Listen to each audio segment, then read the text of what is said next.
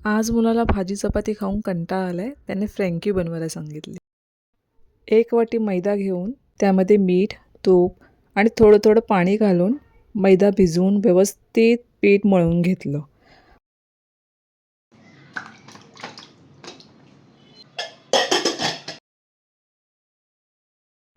बटाटे उकळेपर्यंत पातळ पोळ्या लाटल्या. त्यावर व्यवस्थित बटर लावून दोन्ही बाजूंनी हलक्या शेकून ठेवल्या. बटाटे शिजल्यानंतर त्याची सालं काढून त्याला स्मॅश करून घेतलं.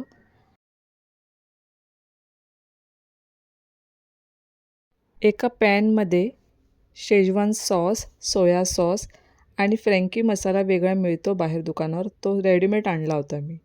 त्यानंतर तो सगळा मसाला त्याच्यात टाकून त्याच्यामध्ये स्मॅश केलेले बटाटे मिक्स केली. त्याच्यामध्ये मी अजिबात मीठ टाकलेलं नाही आहे, कारण फ्रँकी मसाल्यामध्ये ऑलरेडी मिठाचं प्रमाण असतं. तव्यावर बटर लावून घेतलं आणि त्यावर आपली भाजलेली जी पोळी तयार केली होती ती टाकली. त्या पोळीला दोन्ही बाजूने बटर पुन्हा लावलं मी आणि शेजवान चटणी त्या पोळीवर पसरवून त्यावर मसाला जो होता आपला बटाट्याचा तो टाकला. त्यावर कांदा, क्रश केलेली काकडी आणि चाट मसाला टाकला. त्यावरून चीज स्प्रेड केलं.